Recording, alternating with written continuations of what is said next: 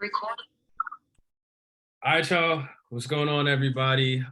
Really glad to kick things off with this. We've got a new podcast that we're officially starting today. We're calling it Sports and Layers.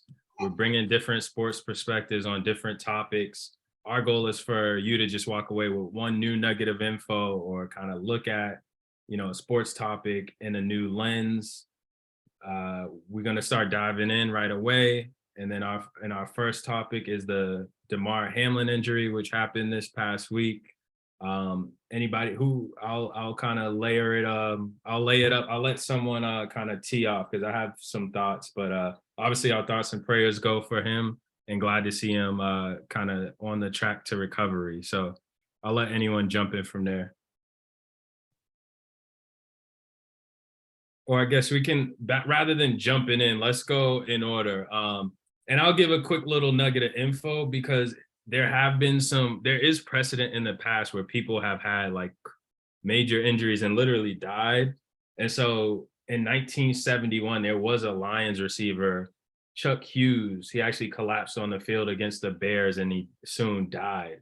The game went until completion. The league continued their schedule uninterrupted. And so it was cool to see like Sports Business Journal highlighting like the maturity of the sports media. Cause like 50 years ago, that game finishes, nobody even thinks twice. But now you got, the remorse.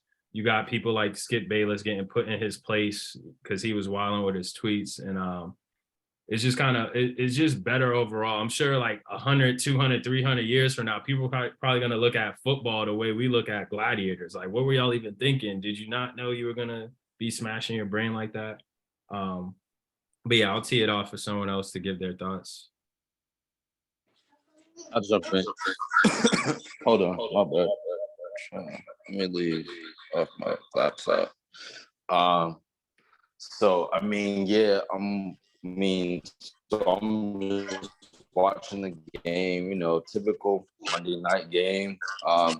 Bengals, Bills, top two AFC teams. I mean, I'm excited for it. And then I don't even remember how many plays into the game it was, but I'm just like, because at first I was like running around, like I wasn't really like, I didn't really sit down and watch, but then I saw the replay of the dude just like collapse. Right. Like he made the tackle. Oh, and then like a side note, I didn't realize T. Higgins was fucking. I'm sorry, I don't know. We can cuss on here. Right? Yeah, we could cuss. Yeah. I didn't realize that dude scored 225. Like that was a literal like. T. Higgins, 6'4", 225, right? Now he a big dude. Yeah, he's 225. Damn. That shit is a car wreck, man. So what looks like a simple tackle, it wasn't. And then like, you see the reactions of the players. My immediate reminded me of Owen Hart, the pay-per-view. Just the way like, the announcers were carrying on, the fans, the play, like it literally reminded, because I was watching that pay-per-view live when that happened. So like I don't remember that. That was it was like I think it was like 1999. It was a pay-per-view event. They didn't show the actual fall, but they just kept showing the crowd. They were just like, yeah, they're giving him like heart. They're doing the heart. What is it called? The CPR or whatever. When they zap your heart and shit. Oh, they were doing that, and I'm just like, yo, this is crazy. I'm like, Danielle's in the room. I'm like, yo, I'll tell her what just happened, and like, so I'm just like, yo, I hope this dude. I hope I did not just witness somebody die on the football field. So, wow. But yeah, just going back to like how, yeah, I mean, I don't see, and it's tough to say, football is this was just a freak occurrence, honestly. I think the league for the most part has done a pretty good job of, going through the different measures to protect the players. But even still, an incident like this isn't going to help. I don't realistically see in 25 years, I wouldn't be surprised if there's there's no more league. But I mean, that's a whole nother conversation that could be had. But yeah, I don't know. It's just like, especially with all the CTE stuff, you know, these brain injuries, you know, like, I don't know. It's like, yeah, it was tough to watch, but you know, obviously glad. It seems like he's made huge strides. So let's hope that he can, you know, walk out on his own power. All right, so I was watching it as well. I seen him play. You know, it looked like, you know, a normal tackle, but like he fell down. But when you thought it was just maybe a concussion. All right, cool. He gonna get back up. Then they go to replay. They come from commercial.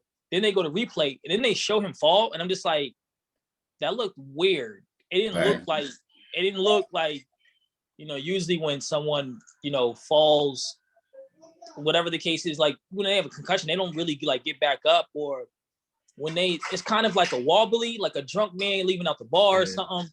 Like, nah, he actually just like collapsed. And I was just like, that wasn't like Tua had a similar fall earlier in the season. You know what I mean? Off of a concussion hit, you know what I mean? But it was a concussion. No, but he looked like he was like, but like the players were picking him up, but he looked still coherent. Like he looked like he was wobbly, like he had noodle legs. He looked like they was stumbling. Kind of like, but he wasn't kind of like passed out like that dude. Like that's And then when they, you know, say like, oh, he's getting CPR, that's when I was just like, oh shit, that's like this different. Is really real. Like this is different. Like, and when people say like, oh, CPR, like, nah, that shit is brutal as fuck. Like, you know, you're someone's that means you're trying to save your life.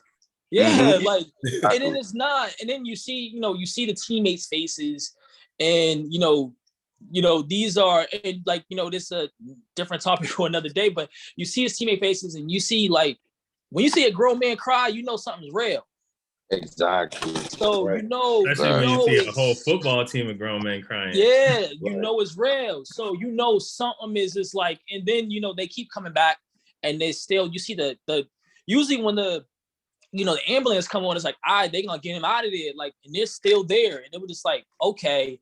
Then you read reports, they've been, you know, doing it for 7, 8 minutes, 9 minutes, and it's just like wow, and it's just like, it's breathtaking, and you're happy to see that, you know, they had a quick response, because it could have went a different way.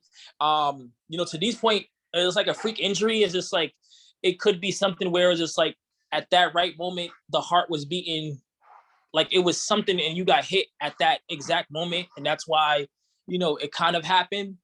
The same thing I think happened to Chris Pronger in hockey.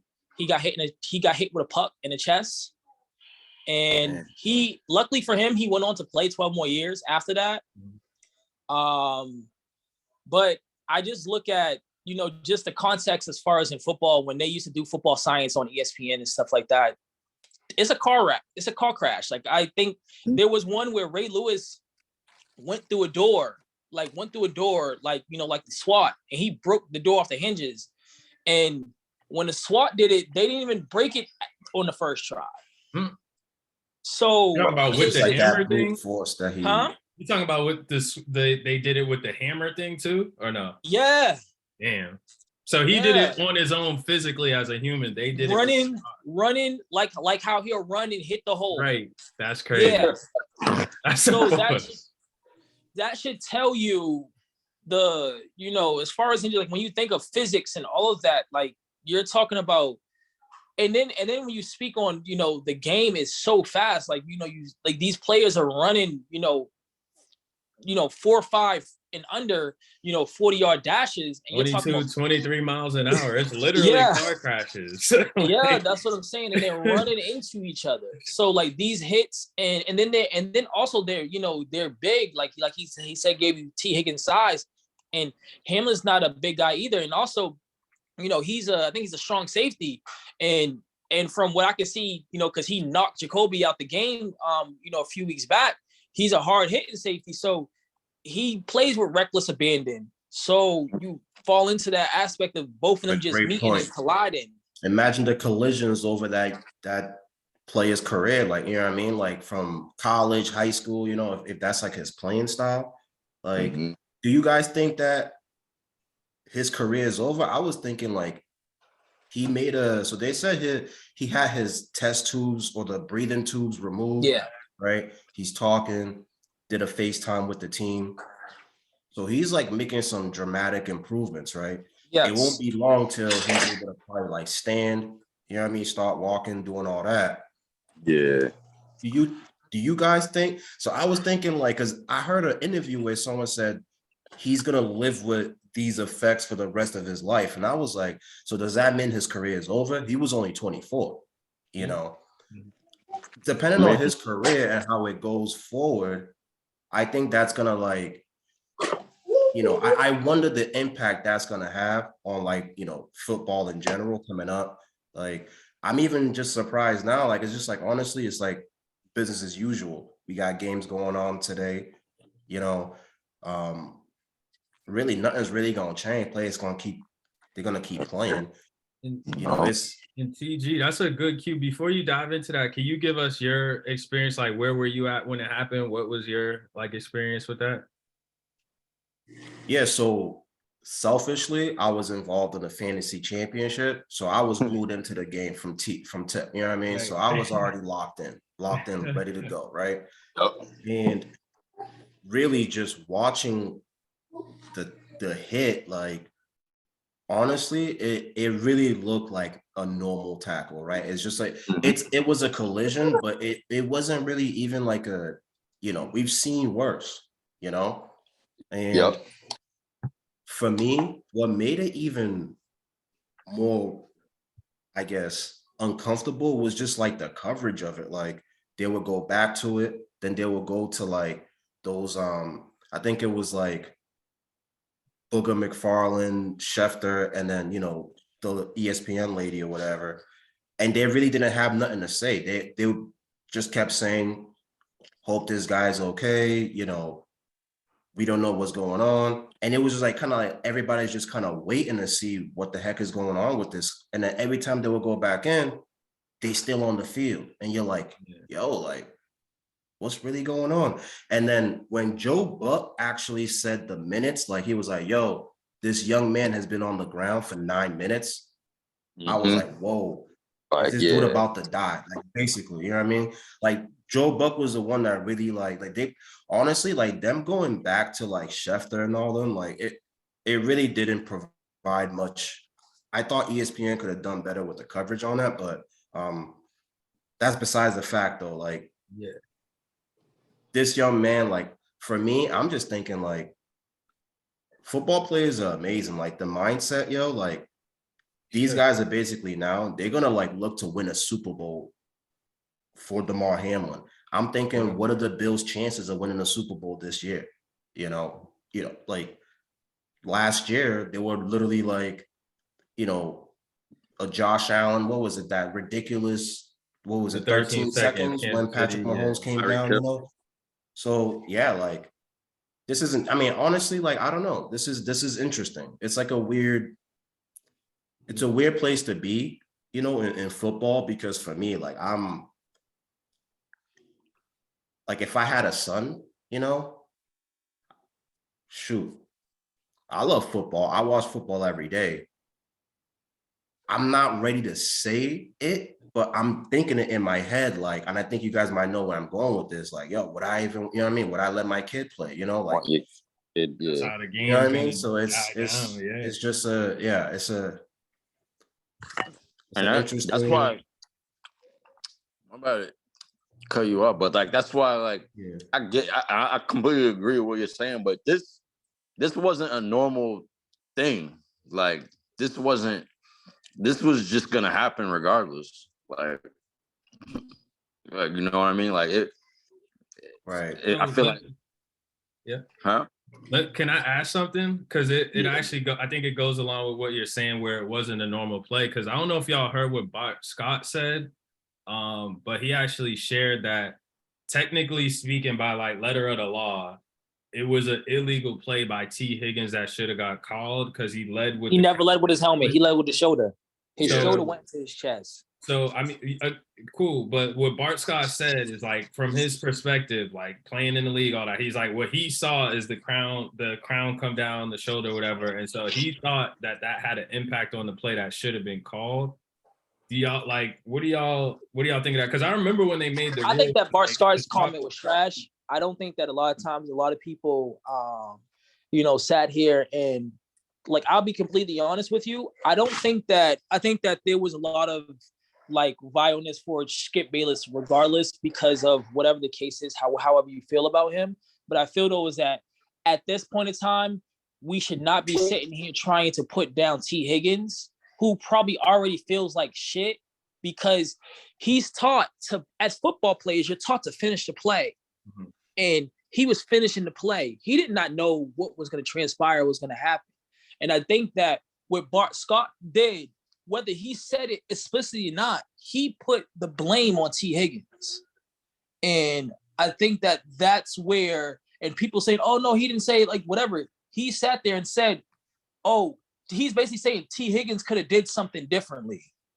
And that's what he's basically saying, when I just think that T. Higgins went with his shoulder and he tried to, because he was trying to get the first down. I mean, he got more yards afterwards, but he was finishing the play. I think that's where I sat here. That was my, like, all right, that's weird to me because he tried to, put blame onto him when, he's just out here playing football. T. Higgins was just playing football, like plain and simple. And to give context, like for those that don't know, Bart Scott, former linebacker, so he's always bringing a defender's perspective. He's always kind of biased toward the defensive side. He did say, all right, I don't think he did it intentionally. I'm not trying to put blame on him, but to Rick's point, like that's still going to be the outcome from those statements. So like it was tough. And when it happened for me, I was literally chilling. I was in a whole nother world. Like I was diving in on gambling, looking at NBA. I'm on my laptop. And I'm just passively watching the game. I actually lost in fantasy the week before, which I was tight about. So I'm just kind of passively watching the game. I look at the screen. Okay, it's a pause. All right, injury, whatever. Going back to gambling. I look back at the screen. Okay, it looks like there's still an injury. Like 20 minutes later, I'm like, dang, they still ain't off? Like, all right, whatever. I'm watching, back to gambling. About the 30-minute mark, I start seeing a tent out there on the field. And I was like, wait, what's going on? Then I start seeing them go to like Adam Schefter and them. I'm like, yo. And then an hour goes by. I'm like, bro, what is going on with this game? And that's when I started texting. And Rick was the one that said they performed CPR. And that's when I was like, wait, hold on. And it was just like, it was just a wild experience for me, like passively experiencing it. And then like just being like, damn, just hoping the best for him. Mm-hmm. Yeah. I mean, it like, honestly, just being a fan of the sport, like you don't want to see something like that happen regardless of, what team you root for, because at the end of the day is like that's someone's family member, and especially when you have a child, like you sit there, it's like you can't do nothing and and it's like you feel helpless, and like not even just like knowing who the individual was, like it just didn't feel right to even like you didn't sleep well, I can't for myself, I can't say that I slept well, especially just like seeing that. Right. Seeing that happen. I mean, I'm not going to be the person like I'm not going to watch football again, but right. I obviously know what happens, and it sucks because as a sport, like people say this is what you signed up for, but like I just think that like a lot of times is like I think that it should put it in perspective and let people understand what these guys are laying down the law, laying down the line each and every week, and what they have to go through, because to get all that pounding each and every week and just to go out there the next week and just perform, like it takes a lot, and they should be respected, and they should have guaranteed contracts. Facts.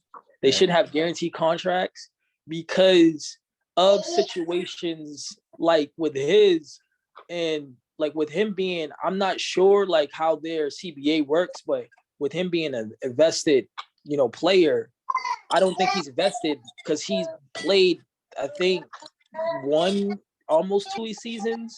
I think it's his second year. Yeah, so it's like, so it's like his second year. So I think you have to play like 3 years and some change for you to become invested. And for you to even have like I think it's like the pension or even like insurance for 5 years after you retire. So if he can't play, I hope that the NFL steps in and gives something. Right. Yeah. Like I I'm hope seeing that's here. the case. I don't know if this is the exact same thing, but just from a quick Google search, I'm seeing from the NFLPA, it says you're vested in the player annuity program once you have earned 3 credited seasons. Okay. And then you can start taking money out of your non-qualified account as soon as 5 years have passed since your last credited season. So like 8 years in, you could start getting that money. Yeah. Okay. So yeah, he's at season 2. So I wonder how that. Yeah.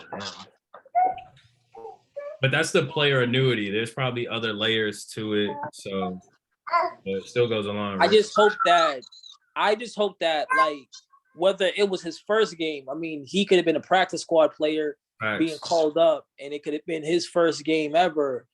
And I just hope that not just about, worrying about money and who gets how much percentage of the pot. I think that these layers, I think the players should look out for the other guys, and understand that first year in, there should be the kind of sport that you're playing. There should be like, as long as you play this sport, there should be like, if you retire, if it's due to injury with the sport, if you just like, get cut because of lack of talent, that's a different conversation. But if something like this happens and you can't play the sport anymore due to injury, there should be some kind of compensation that you should get. I feel like the league would, though, like knowing how fucked up the league is, because they could be like, who is it to say that he didn't have some kind of like, pre-existing, like how can we determine that this happened because he played in just for that particular situation. Like obviously if somebody has like a catastrophic leg injury, that was from football, but with those like internal things, like I feel like it could be like a slippery slope type of deal, like to say, and the NFL is gonna fight because that's what they do.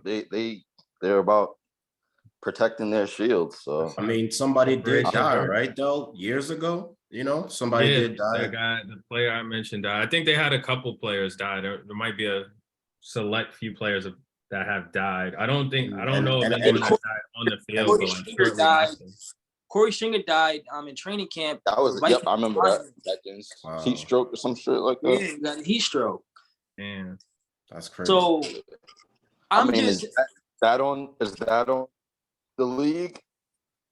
I mean, if you got them out there in crazy conditions, yeah. In my eyes. No, I'm legit asking. Like, Right. I mean, like I said, I'm not asking the league to pay. I'm not saying the league pay him $1 million each year, but there has to be, some kind of like, compensation where, you can sit there and say, okay, we have this certain like, amount. And it doesn't matter, okay, if he was a superstar, rookie, or whatever the case is, you get the same amount. But it's just like, here's a compensation for 10 years or something. And I did see, fortunately, the NFL is going to pay tribute to him at each game this weekend. I don't know how. It'll probably be, some type of nice message. So that'll be cool to see. And so to kind of bring us along in the hold on, Del. I seen that a lot of teams are painting the 3, like they're having an outline. Like I seen the Patriots had the 30-yard line, the 3, they outlined the 3 with blue. I've seen that. Yep. Yeah. I've been seeing that. So that'll be cool.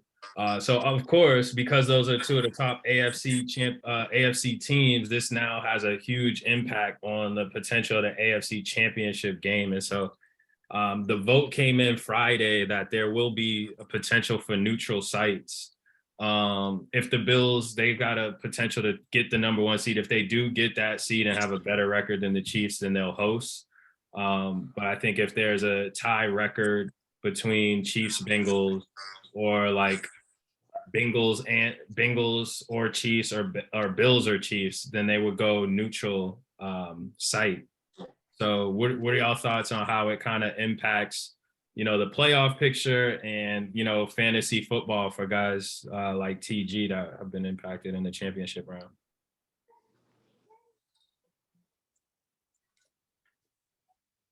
I think it's bullshit. I think that they made something on the fly.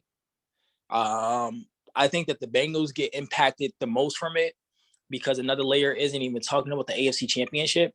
You're talking about their divisional. You're talking about the wild card game, and the Bengals were awarded the AFC North Championship. Now they play the Ravens tomorrow, but regardless if they win or not, it's a coin flip whether they are going to have a home playoff game. And it's like you're potentially talking about a team, if they won Monday and the Chiefs would have lost today and the Bills would have lost. No, if the Chiefs would have lost, you're talking about the Bengals being the number 1 seed. Home, yep. Right. Home, like and that bye. bye and having, you're playing 2 games. I mean, Patriot fans know how that feeling is. You have 2 games at the crib and then this is the Super Bowl. So that is. I don't know if they know anymore. I don't know if they know anymore about that, Rick. They used to know. So, but I'm just saying though, is that like you have like they've been impacted so much from it because the ramifications from this happening is like if they was, I mean, they were up 73. I don't know how the game would have turned out. But if they would have pulled out that win and then go on and beat the Ravens and the Chiefs would have lost, they're the number 1 seed. Also, another layer to it is if they say they win a coin flip, they get a home playoff game and they win, and Buffalo wins their game, why does Buffalo get rewarded a home playoff game against the Bengals? That game should be neutral site as well. That should be a neutral site too. If the Bengals and the Bills play in the divisional round, that should be a divisional game. Because they were still jockeying a position. So that's where I think that the NFL kind of messed up. I think there's something in the rule book that says if there's a no contest game, you should go to win percentage. So why didn't they do that in this situation? Like, why did they try to reinvent the wheel? You know what I mean? Like, is it because they wanted to overcompensate for a play they thought had just maybe potentially died? You know what I mean? So like, indirectly, like they're trying to help out the Bills and then they horribly screw over the team that was literally playing against them. Like, literally, like it's funny because like the Chiefs I don't see the negative impact this has on the Chiefs. They make out scot-free. You know what I'm saying? The Chiefs just got to handle business. Like, don't lose to the Raiders. You know what I mean? Like, and look at the Ravens. Like, the Ravens don't even have Lamar Jackson. I don't see the impact to them. Like, this is ridiculous. Like, how this is what I mean by this. There's like I don't know if it's subconscious is the right word, but there's an impact or a ripple effect that this whole Damar Hamlin, unfortunate situation is having on the league where they're disregarding the rule book, things that were created for this type of situation, And now, honestly, I saw that the Bengals head coach, Zach Taylor, actually came out and said something about it, and like really was like, yo, obviously this isn't fair, you know what I mean? Like I don't have the exact quote, but he made a public statement about it too. You know what I mean? Like, and for the Bengals, it puts them in a difficult position because you have to feel for the Bills and what they're going through. But then if we're we're still playing football games. The league still expects to put our players back out there. You know what I mean? How can we not say, you know? So it's a difficult situation, honestly, you know, and it's unfortunate that one team seems to be kind of getting singled out right now. Cause like, here's the ripple effect that it has. The next time it happens, do you sit there and say, I'm going to pull my team off, or saying, let's go? Because you know what I'm saying? Right. Like, it's sad to sit there and say, but I'm just saying, coach is going to be like, dude, my guys can't go, yo. They don't feel like, you know what I mean? They're mentally, they're not ready right now. Yeah, if it's going to be something like this, as far as like if you're not going to finish the game, let's say you're not gonna, you know, I just thought that maybe you just have them play Sunday, everybody else has a week off, and then that week of there's not a 2-week window with the bye, with the Super Bowl and the AFC, the championship games. They did that 9/11. There was the AFC Championship, NFC Championship, and then the next week was the Super Bowl, because they had an extra week. I mean, I thought they were going to do that, just finish the game. I just thought that maybe that was an easier way to just, you know, make it easier for everybody. Let's finish the rest of the game. Let's see where the chips where they fall. But it could happen, but that's going to resonate in other people's minds especially when you're talking about seeding and all that. Why should if I'm going to get screwed, why do I need to stop playing the game then? Yeah. So, and what's the point of putting my guys out there, you know, as a head coach?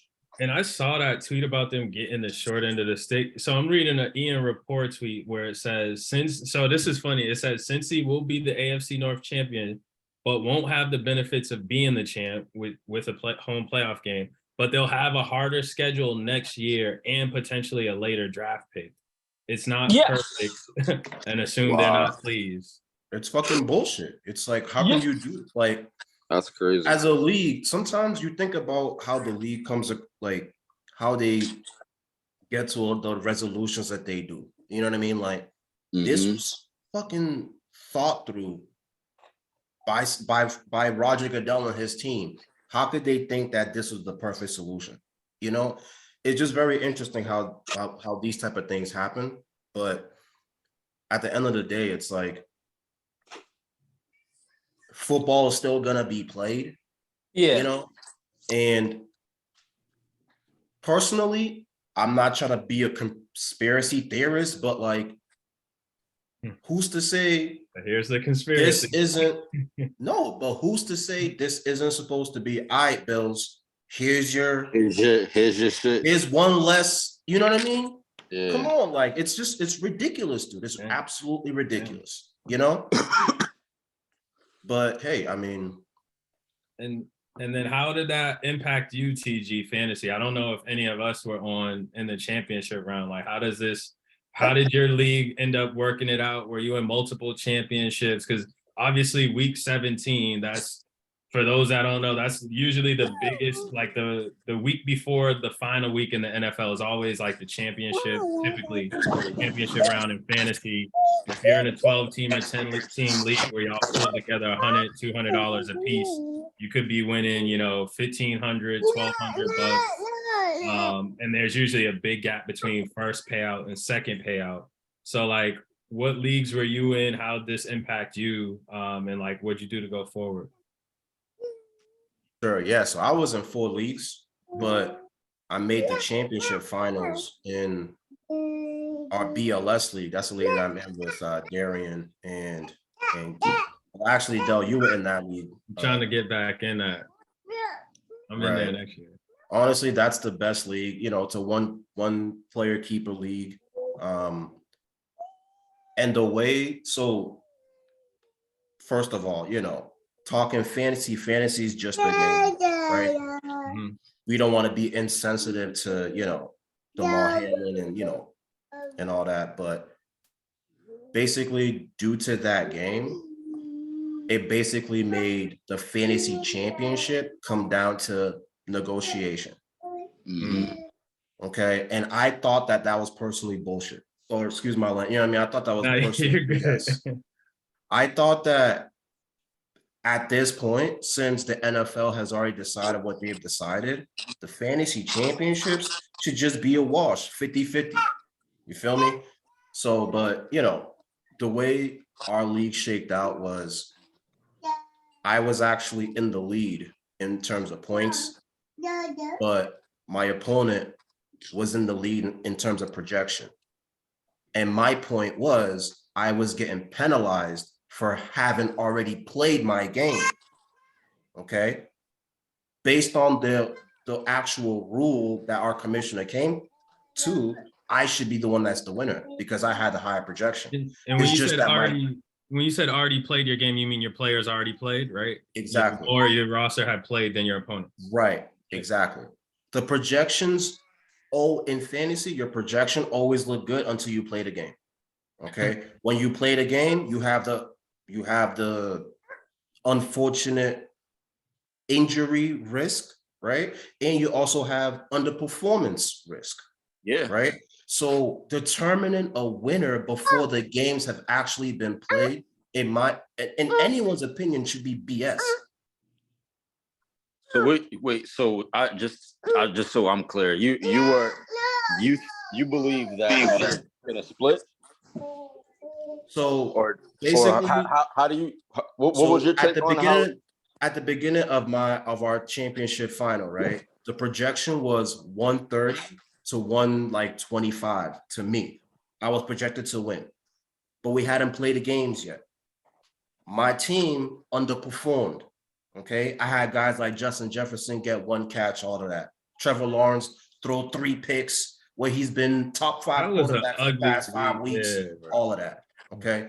Now, my opponent's players could have underperformed, same as mine. Yeah. They didn't have the opportunity to play. Therefore, their projection stayed intact, and my opponent was rewarded for that. I thought that was BS. I came into the championship final as a #1 seed, best record in the league. 1 loss on the season, right? So you think he would? Wait. So when you say, so I thought it was complete BS. Like, how can you determine? You can't determine a winner on projection. You can't. What was decided? They decided that Jonathan won based off projection.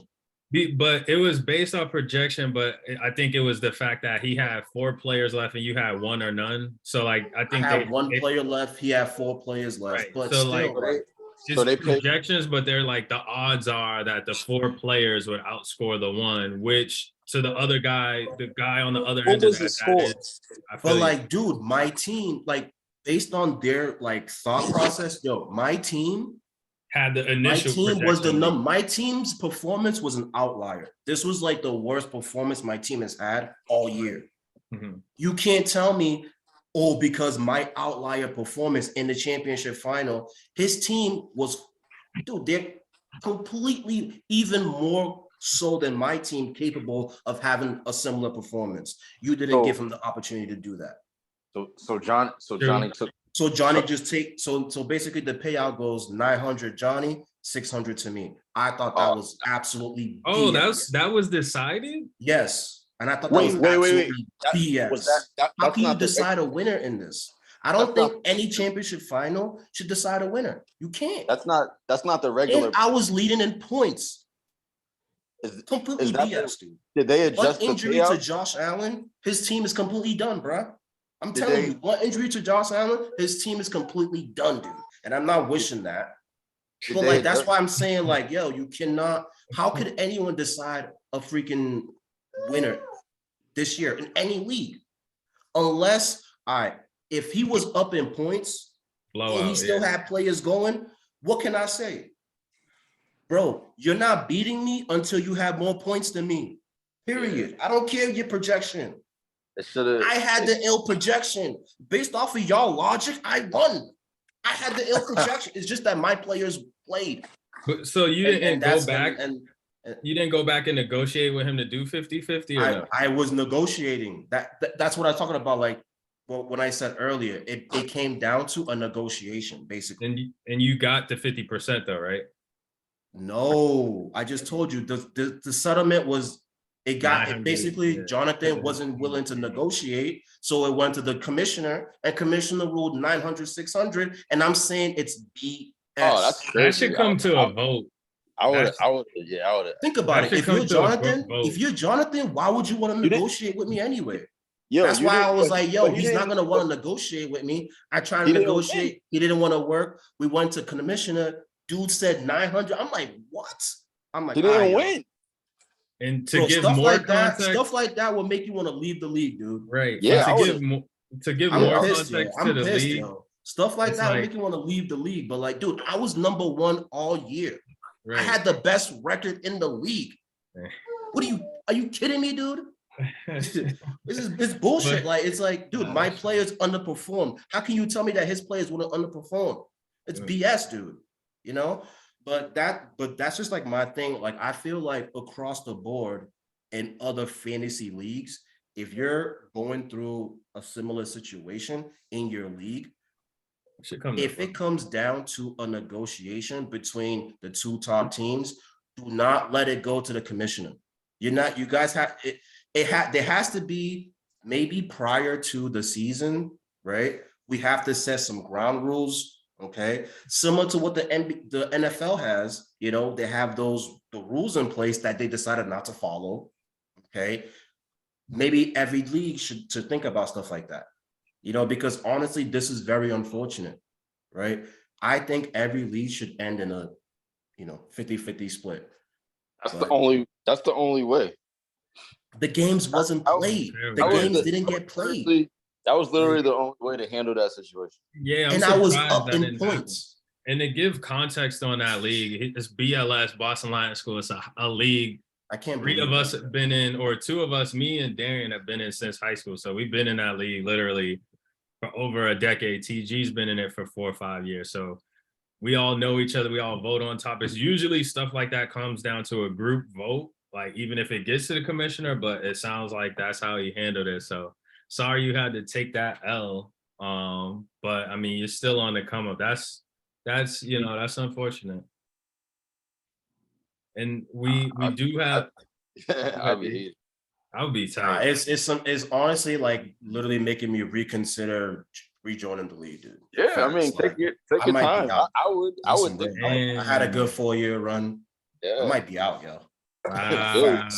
Seriously, like I'm mad tight. I would be, I would be making noise like, yo, we got to vote. I don't know how not everybody speaks up in that league. That's the issue. You should check like the Rolodex or like the messages. Bro, the entire league was against me. I'm like, yo, y'all niggas really I get watching like that. Literally, Julian, everybody was against me. Like, yo, nah, you lost. I'm like, bro, I'm still up. How did you lose? What are y'all talking about? Like, you know what I mean? Like, y'all are just mad that I might. I don't know. And then I hate to say this, but TG is one of the few people in the league that didn't go to BLS to high school, so there could be some bias and favoritism. I'm telling you, everybody was against me. And yo, bro, you should see the text, man. It's great. Or the messages. I checked out as soon as I lost, so I wasn't. It's wild, bro. But yeah, that's crazy. That's crazy. So okay, so let's move on to the next topic we have, which is NFL playoff scenarios. I can share my screen and because I got playoff matches and as they stand. Let me start sharing my screen and hopefully Rick is gonna jump back because I know he's got something to share on this. So I'm gonna share my screen. Let me know if y'all can see it right now. Like an ESPN. Yeah, I can see. So this is like AFC or AFC and NFC as they stand, right? You got Pats at Bills, Ravens at Bengals, Chargers at Jags, with the Chiefs getting the bye. And then there's some teams that have clinched here their list, and then NFC we got Seahawks, Niners, Giants, Vikings, Cowboys. Damn, yo, everybody in the NFC East is in right now. Cowboys at Bucks. Yeah, that's crazy. And then the Eagles got a bye. And so here are our scenarios. let's break them down one by one. We got the Chiefs here, right? Opponent, Raiders. So they clinch home field advantage throughout the playoffs if they win or Buffalo loses. How do y'all see this shaping out? 14-3 Chiefs. They'll have home field throughout. Is that easy money, dude? That's easy money to Raiders. What's the I didn't look at the spread, but whatever it is, shit. Actually, let me check. Yeah, pull it up. The Raiders have been hot too. They're on a winning streak, aren't they? No, they lost. Were they on a winning streak and then lost? Raiders. Oh. It's in Vegas. Game too. Ain't no way Raiders will win this. It's in Vegas. Chiefs are getting 8.5 on the road. Oh damn. That's a weird one. I like the Chiefs to win, but the 8.5, I don't know. I can't call that one. What you thinking, Rick, for this? I think the Chiefs will win. But you still have the unknown as far as him with Jarrett Stidham. He played. Right. I'm on a Stidham train, baby. He played well last week. Against what you would probably you would say that the Niners have a better defense than the Chiefs do. Yeah, one of the best in the league. Also, you're talking about you still have Waller and Renfro. They were hurt, bro. Yeah, thank you, Rick. They were just getting back. So I think they just got back the Patriots game. So I think that they're still, with football, like you can come back 1 week. That doesn't mean you're gonna it takes a few weeks to get back. So I don't think it's gonna be as easy. I think it's not gonna be as easy as people think. So Anderson, Vegas. I think that it's tight. I think it's gonna be a close one, but I think the Chiefs end up winning. Yeah.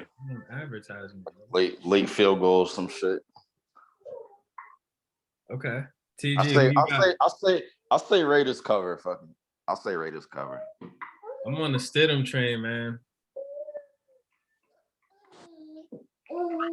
Are the Raiders in the hunt though? Right? Is there a scenario where they can make it? They have no chance. Oh, they ready. Yeah. So that could be a good spoiler. Who you got in that one, TG? Chiefs or Raiders? I got Chiefs in that one. All right, so I think we all got the Chiefs taking that one. I'll be, just for the sake of being on the other side, I'll go with the Raiders in an upset, which I don't think is likely. I don't hate that. So I'll go on that end. Next up, we got the Jags. They're facing the Titans. And so Jags. They clinch the AFC title with a winner tie, and then they clinch a playoff berth. They need some other things to happen. Miami needs to lose, and New England, Pittsburgh. You said Jacksonville, Rick? Yeah, I mean, I see that the Titans are starting Josh Dobbs. I look at the Tennessee team, and they're a team that is snake bitten by the QB play. I think that they have a team that is capable of winning, competing and being a contender, especially in the AFC. But I think they fell victim to the moment where they gave Ryan Tannehill a lot of money and he wasn't that guy. And then that forced you to end up trading AJ Brown. So I look at that team and you see an ascendant team in the Jags who, they were shit last year.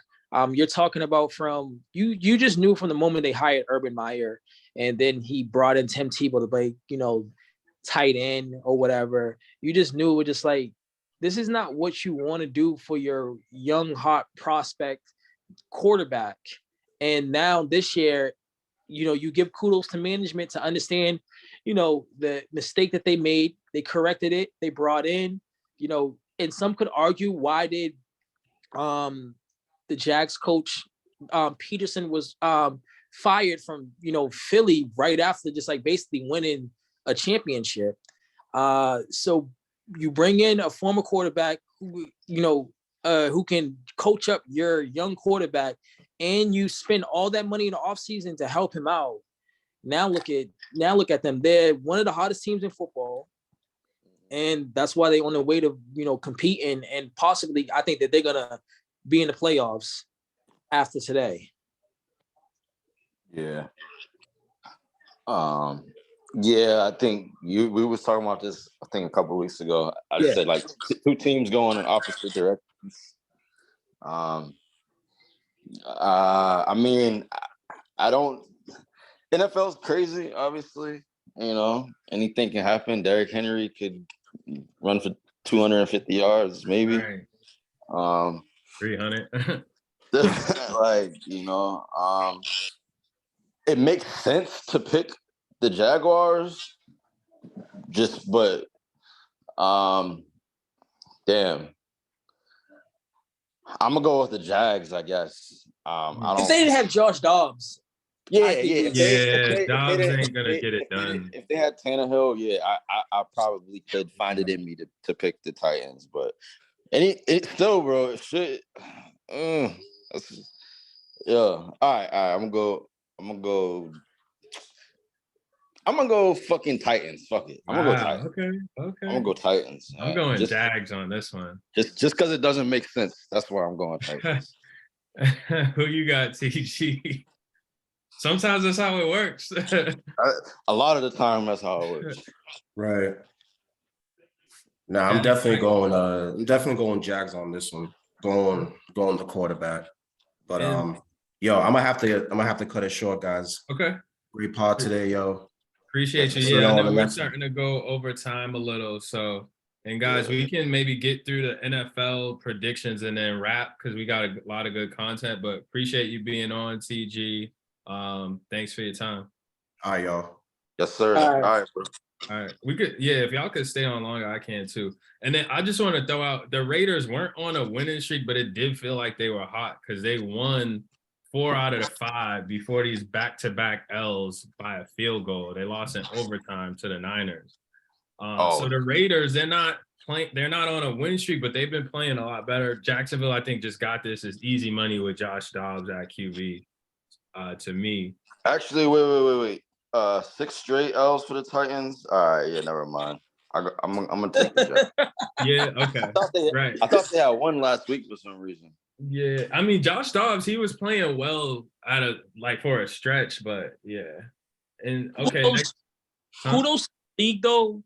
I think there was a period of time where there wasn't these divisional games at the end of the season, but the fact that they put these divisional games at the end of the season ends up making it having these different kind of ramifications as far as what playoffs seeding, or even you're talking about, basically an extra playoff game, because the Titans and the Jags are, fighting for, a playoff berth today. Y'all remember Colts Titans Colts Jags last year, right? Yeah. And Jags played spoiler. Yeah. Yeah, exactly. Yeah. And that's what I'm and remember, and even if you want to go back to Brady's last year with the Patriots, when they played the Dolphins played spoiler, where the Patriots win that game. It's a bye, but instead they lose, they're playing on wild card. And I feel that even with these type of games, the divisional games, there's still something more. It's your division. It's not to the degree of Yankees, Red Sox, or Duke, North Carolina, nothing like that. But it's like, I don't want to lose to them. Right. I'm not gonna. It's a different feel to it. So it's beyond. It's already gonna be a hyped up matchup, regardless of other ramifications. So the ramifications just adds fuel to the fire, obviously. Exactly. So I just think that it's cool to the NFL that they did this, because you have teams that, like you said, they can play spoiler. You have the Raiders, they can play spoiler to the Chiefs, and you look at these two teams, they're battling out for the AFC South. So I think that you look at a jam-packed Saturday today. And so speaking of the AFC East, those are the next 3 teams up. It's Bills at New England. I'm taking Buffalo. I'm thinking they're gonna play some inspired football, and I just think the Pats. Who is it at? Where is it at? It's in Buffalo. Oh yeah, definitely going with Buffalo for this one, and I see them.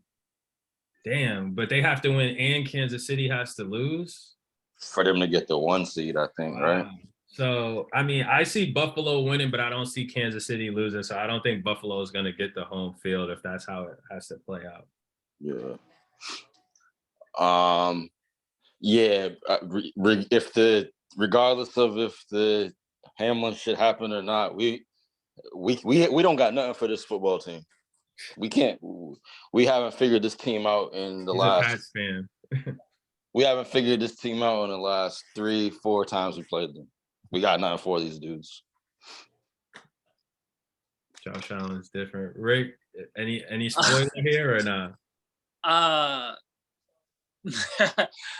mean, I try, like, a lot of times you see a lot of people saying that they're going to play inspired football. I think a lot of times it could go the other way. This team could be mentally not there, and you could find a way to sneak one out. But, you know, as D alluded, the Pats haven't had these games, these guys' numbers. I mean, it took a windstorm for them to, you know, win. So you look at it and say, maybe just, I mean, as a Pats fan, it's kind of you're conflicted. You want to see your team in the playoff, but then also you look at the long-term health of your team, and a better draft pick doesn't sound too bad. But the way I look at the Bills and what they have to play for, also the hate that Sean McDermott has for Bill Belichick, I think that, you know, the Bills are going to come out. They're going to play inspired football. I don't think it's going to be a blowout as everyone perceives it to be.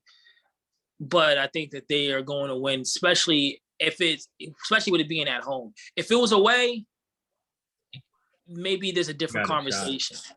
Yeah. But I would have to say one caveat. I think that if the Pats were to play, they have to play perfect. There can't be no mistakes. They can't be any lulls. And they have to come out and play with, you know, actually, you know, fire from the jump. They can't start it in the second half. They have to start from the jump. And the same goes for the defense. And they have to create turnovers. Yeah. That's it. That's the only way. And you got to get off the field on 3rd down somehow. But yeah, that hasn't been the case. So yeah. Next up, we got the Dolphins. Who y'all got here? They clinch a playoff berth if they win and New England loses, which it sounds like we think New England is going to lose. So do we think Miami sneaks in? With Skylar Thompson starting at QB, you're talking about Skylar Thompson versus Flacco. Flacco starting? Yeah. Wow. So yeah, I'm pretty sure no one had that on their bingo card to begin the season. Right. So you have, I don't know. I look at that matchup, and if the thing with the Jets is they have a strong defense, and again, it's another divisional game. They're not just gonna lay down. Where is this? This is in Miami. Mm. Del, is that Miami? I'm looking it up right now. I'm seeing, yeah, it's in Miami. So you have it in Miami. It's like, it's kind of like you look at it, it's like a toss-up. Yeah. It's a toss-up, but with the amount of injuries that Miami has had, I think the Jets end up winning this game. I think so too. I would actually argue that the Jets have had like so much, you know, they've had like the QBs coming in and out so much that they're going to be more prepared for this. I mean, Miami's played without Tua for a few weeks, but was it Teddy Bridgewater that was coming Yes. in? Yeah. So they had more of a formidable QB. He was ass. Yeah, who, he's like he's viewed at least as a reliable bench QB. So I don't know that Miami is going to be as prepared as the Jets are for the QB conundrum. I'm gonna go to Jets in an upset here, and they play spoiler. All right.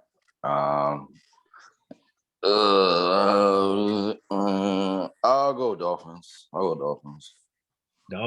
It would be good to see them in the play.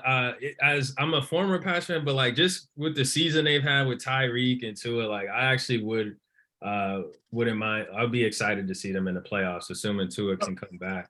So Del, with that, all they need is to win and the Pats lose. Yeah. Okay. Yes. So they got a good. They're gonna. I think they're gonna know that the Pats are probably gonna lose and that they have to win this game. That's another thing. These games are all at the same time. That's the beautiful part. And you can't score. When Dell gets to that Sunday night football game, that's where I'm gonna have an issue with. But the fact that teams are playing at the same time, so they know I'm still in it. There's a different beat if these games, one was at 1 and the other's at 4, where it's just like, we're not. Oh, the Patriots won. What's the point? So that's you're grateful that all of these games are happening at the same time, so you don't run into that issue. Mm-hmm. And next up, we got the Steelers. So if Miami loses and New England loses, Pittsburgh can sneak in with a win. They're playing the Browns. It's a home game. Mike Tomlin's never had a losing season. I'm gonna go Pittsburgh here over Deshaun Watson and the Browns. I'll say they pull it out. This is in Pittsburgh. Yep. Whew. Shit.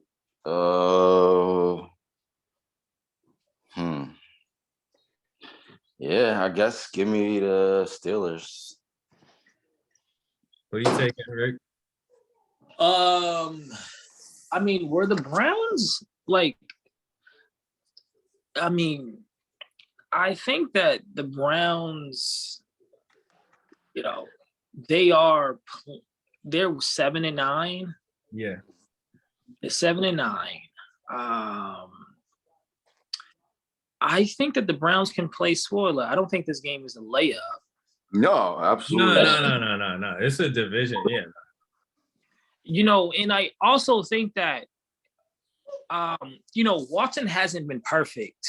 As much as people talk about what, Denver gave up for Russell Wilson, a lot of people aren't talking about what the Browns did, for Watson, because we haven't seen him play as much because he was suspended for what reasons. So, but he hasn't performed that much better than Jacoby Brissett did. Maybe it's rust. He hasn't played in so long. I think that's but they did they did beat a Washington team who was still battling for playoff seeding wise, and I think that they can pull off an upset. I can see it. Okay, we got spoiler picks. Okay, the teams are close. It's 7-9 and 8-8. Yeah, I didn't feel the only reason why I leaned toward the Steelers is like you said, Tomlin's record. But at the end of the day, what the fuck does that mean today? Right. Anything can happen. It could happen. It could happen. And so to kind of go, let's go through the NFC to kind of go through it a little quicker. Let's throw out who we think will be the number 1 seed and then go through the scenarios of the teams that are trying to get in: Seattle, Green Bay, Lions. So the teams that could get number 1 are Philly, San Fran, Cowboys. Philly's playing the Giants. Where's that game at? Philly is playing the Giants. And that's at home. So Philly's playing the Giants. San Fran's playing the Cardinals. So San Fran, I think, is gonna win for sure. Yep. Cowboys got Washington. That's a tough one. So San Fran needs Philly to lose. I'm gonna say the one, and then the Cowboys are still in it. I'm gonna say since the Cowboys need the most to happen, as you can see on the screen, for them to get in. I'm gonna say it's between the Niners and Eagles, and I'm honestly gonna say I'm gonna go. Is Sting playing? Is their QB playing? Just Hurts. Yeah. I believe I'm he's not playing. sure. So if they have Hurts, I'm giving it to the Eagles. If they're going with the backup, what's the mustache man's name again? Minshew. Yeah, if they're going with Minshew, I'm taking the Giants. So I think it depends on the QB. Where Hurt, Philly's in number one. With Minshew, I think they lose, and the Niners beat the Cardinals and get in. All right, so you have the Niners. Yeah. I think the Niner. All right. I'm not sure. Well, because here's the thing. What are the Giants playing for? The Giants, I think, are in the hunt. They're 9-6-1. They're in the playoffs. But they're not. I see your point. Yeah. They're in the playoffs. So But they're stuck at a wild card. Did they rest up? True. I think that maybe they end up resting up. I think they're I think that they're the 6th seed regardless. Mm-hmm. Okay. So I think that the Giants rest up. I think that the Giants, I think the Eagles win this game. Yeah. Philly's kind of been stumbling to the finish line, honestly. Granted, I mean, Hurts has been out, but they look shitty against who they play last week. I mean, the defense hasn't been out. Yeah, no, that's true. That's why I say they need to. I think they're gonna win this game, but I'm kind of concerned for them, like in the playoffs, because the way that they're finishing, like To be completely honest, I don't want to just like layer it more, but I feel though is that when you look at the the NFC, you can't the Chiefs have been dominant. You can probably say the same thing for Buffalo, Cincinnati. They've separated themselves. I don't know how much more the NFC team has, because you're talking about you're talking about Jalen Hurts having not played in so long. If he doesn't play, and then if they do squeak out a win, you're talking about a bye. So now that's a week off, and then you have the Cowboys, and Dak hasn't played well. Mm-hmm. Dak hasn't played well, and then you have Dak who hasn't played well. Then you have D likes to call it the Vikings are frauds. Fraud kings. And then you look at the Niners, who they've won, but it's just was the schedule kind of soft? Who the Eagles? Niners? Oh, the Niners. The Niners. What they? Just looking at have they been challenged? We can go through it. I'm gonna say, looking at the Niners right now, the Cardinals definitely lost Kyler Murray, but because they face similar opponents, if the Cardinals are 4-12 and the Niners are 12-4, to me that tells me that they're playing a lot. They're playing a lot better than those in their division, and I would imagine it's a respectable record. We could quickly go through it right now. 49ers schedule. So they played. Let's see who they played this year. They played, and I'll just say the opponent in the win-loss or whatever. Seymour. Why is it showing me the current? You can just look at the last few weeks, the last we'll just go 6 for the weeks. last few weeks then. I see what he's saying. So last week they won 37-34 in overtime over the Raiders. The week before that they won 37-20 over the Commanders. The week before that they beat the Seahawks 21-13. That was on the road. They beat the Bucks before that 35-7. I'm seeing wins against the Dolphins, Saints, Chargers. Damn, they're hot. Shit, where's Yeah, that? I'm seeing when they beat the Rams and yeah. So I mean, I'm seeing some good wins on here. Yeah, I mean, I would say who was the quarterback of the Dolphins at that point in time? Was it Tua? Yeah, he got he played. I remember that game. He played that game. Okay. No, it just like, like I said, I'm saying like I mean, I just think that they're, you still have a, 7th round pick quarterback, playing.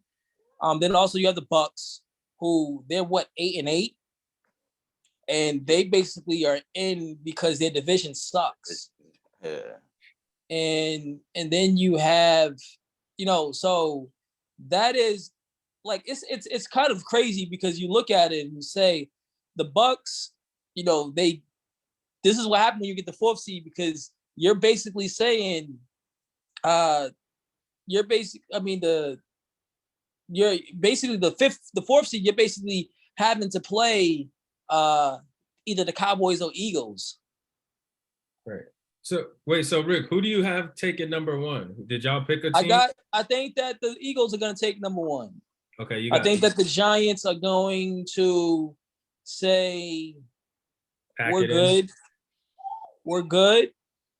And let's not risk injury. Mm-hmm. And we're good. Yeah, I think we all agree if the Giants pack it in, the Eagles definitely should take that. Yeah. Did D make a pick? Yeah, I got Philly. Okay. I still got Philly. So we all, for the most part, we're leaning towards Philly taking number 1. Yeah.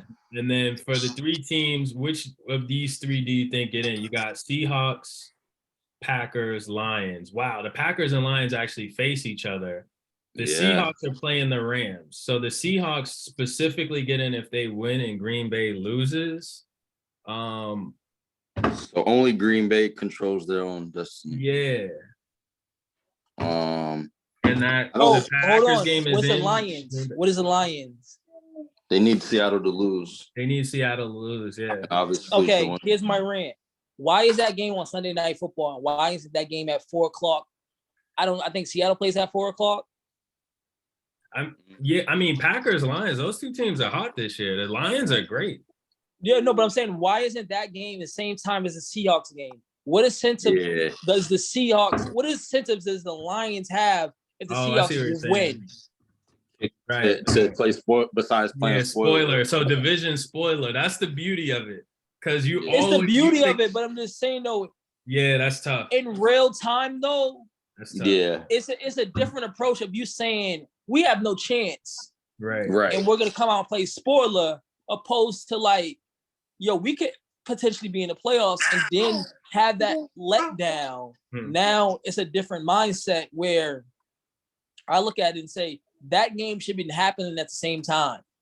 So you're getting the best effort from everyone, right? Exactly. I'm not saying that the Lions are not going to come out with effort. Right. I'm just saying is that like they could have put the Bengals and the Ravens on that Sunday night.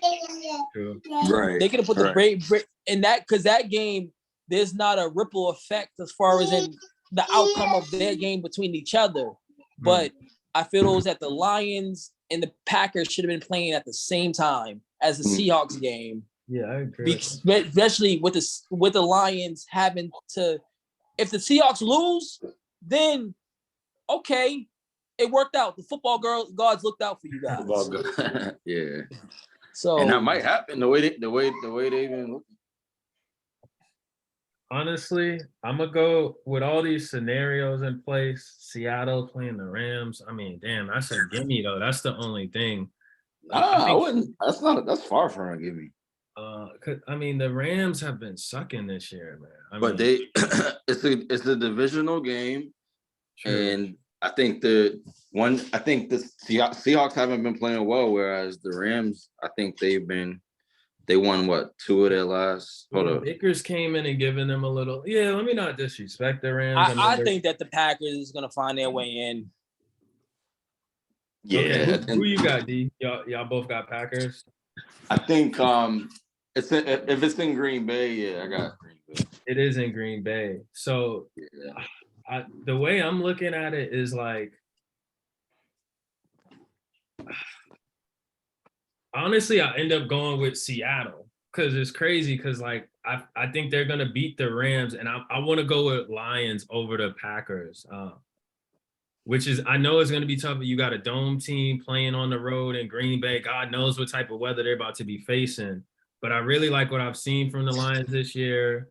Their offense is explosive. Their defense is making plays. Like I like how that whole team, the whole swag. I just feel like the momentum they have this year has been great.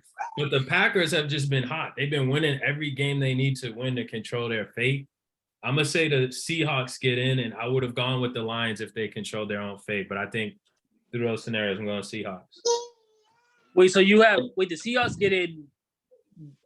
They have to win, and Green Bay has to lose. Okay, so you got Green Bay losing it. Yeah. So that's my thing. Green Bay losing, Seattle winning, which by default gives it to Seattle. Yeah. So, all right, I'm going to stop sharing my screen now. Okay. And then I know we're past time. Do y'all still want to tap in on like NBA or any other topics? Like how is it? How are y'all looking? Or quick playoff predictions? What y'all? I mean, we could do 10 minutes on NBA or something if y'all got the time. Like right now, I don't. Okay. We could wrap it up. All right. Quick playoff prediction for the college football championship, I should say. I think that TCU is a nice story, but I think Georgia